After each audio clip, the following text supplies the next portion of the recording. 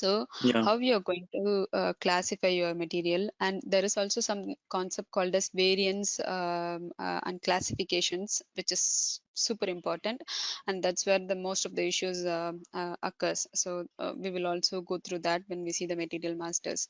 So we should understand how material master is getting created, or how we are going to do the setups of the material master, where we are going to sell it, and what kind of information that material master should carry when we are selling it in a specific store is something that we will have to understand. And apart from that, what kind of pricing procedure that we are going to set on the material to be sold for a specific sales organ distribution chain. And we also will see about the promotions. For example, if we have the season of Christmas, you will be applying some promotions, meaning that for all the European countries, you will give a 25 percentage of discount for a specific segment of clothes. For example, let's take hooded jackets. Maybe you want to give 25 percentage of for those hooded jackets for that specific season. Those are called as promotions. And there are Mm. various types of promotion that are available in the system, and we will also go through that. So this is Okay. the basic business process we will have to know. I will also tell you about what list of tables that we will have to be really concentrating on when we are dealing with the different master data.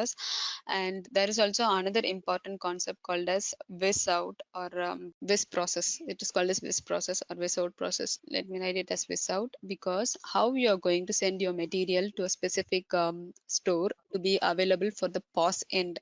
You are very much used to the POS end, right? So how the Mm. material is to be sent from SAP to the POS end, and how the POS end system is going to deal with the materials, and what kind of sales is going to happen there, and what is the final calculation of what is being sold in a specific store.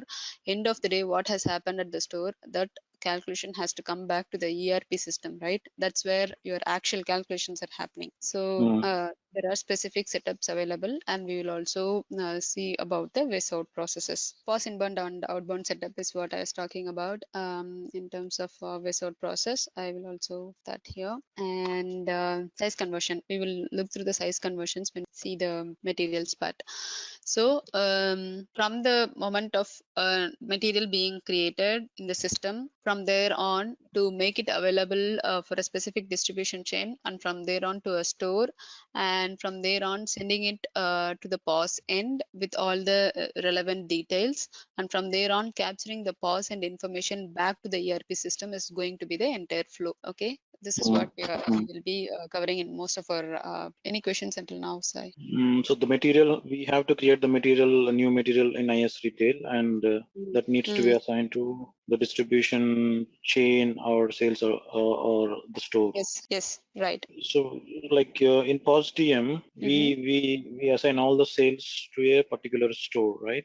Right. So if there is any sale, I mean, why this sales organ distribution chain is there? Like, I mean, like all the sales are assigned to store, right? And from POS system also, you're getting those transactions which are belong to a particular site or store. Right. So do we need to maintain anything in POSDM also related to distribution channel and sales organization? It is not specifically relevant or needed in POS DM. It depends on what kind of POS system you are using. If you are using SAP POS DM system, if we provide the sales organ distribution channel information, it is well and good.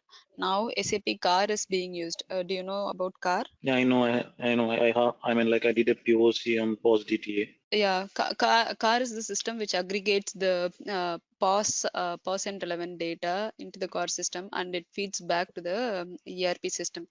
So this is how the flow will always be. Let me quickly show. This is our ERP system. Okay, Mm-hmm. ERP system is connected to both PAS as well as your PAS system. Let's take this as car, and this is your car system, and this is your PAS system, POS system, and this car system is always connected to the POSIN system. I will also tell about what different informations we will be dealing with. From ERP, we will be sending the material relevant information, pricing and promotion relevant information, and stock relevant information, and store relevant information to the POS system, because that's what is going to be sold in a specific store, right? This POS system is set in a specific store, right? Mm-hmm. It is not available in all the places. If you walk Mm-hmm. into a store, you will have 4 or 5 POS points. This POS system feeds your information back to your car system, stating that this article is sold today, and this article has to be replenished from tomorrow for the sales. So that information will be fed back from car system.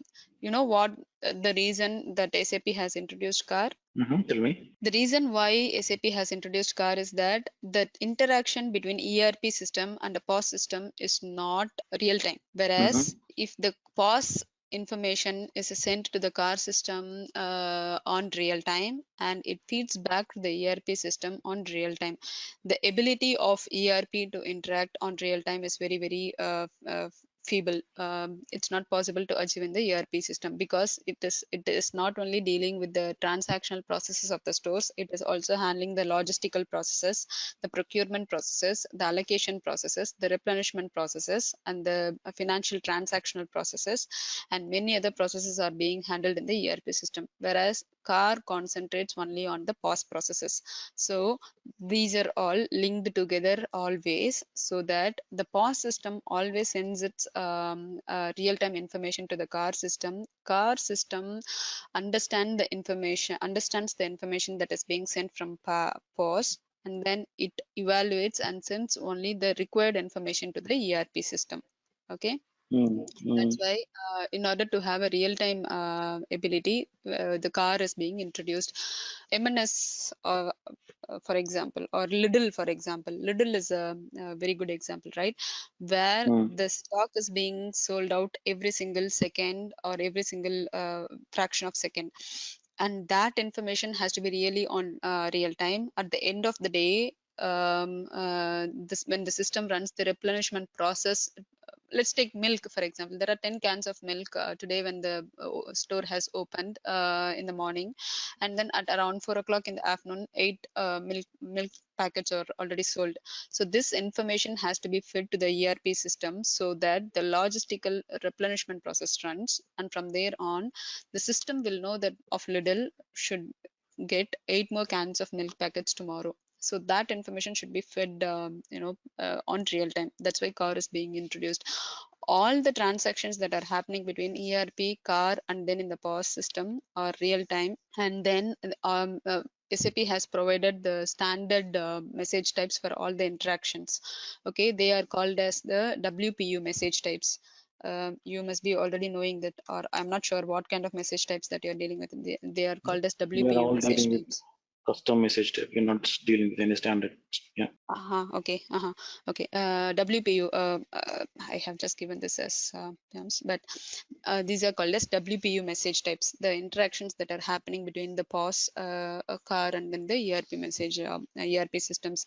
This will tell you the information about what to say, the material, the price, the logistical stock unit information of the material in a specific store. All this information will be fed back to ERP in terms of WPU messages. So this is what happens when we are dealing with the POS in place. And coming back to your question of how distribution chain is being used in here. Let's take Sweden. Mm-hmm. Sweden. Lidl in Sweden can have 100 different stores, right? Mm-hmm. Let's take Lidl Sweden has 100 stores, and then let's take Lidl Norway, and Lidl Norway can have 200 stores. I don't know how much it has, but let's take it has 200 stores.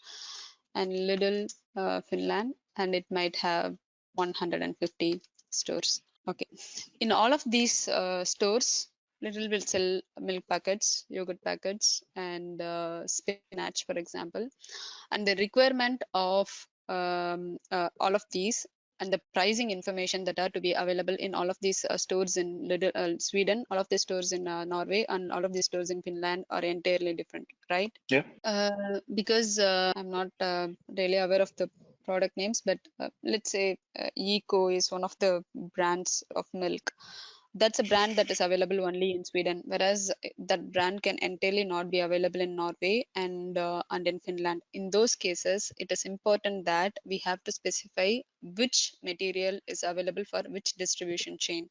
That's where the distribution chain and then the store assignment comes into picture. So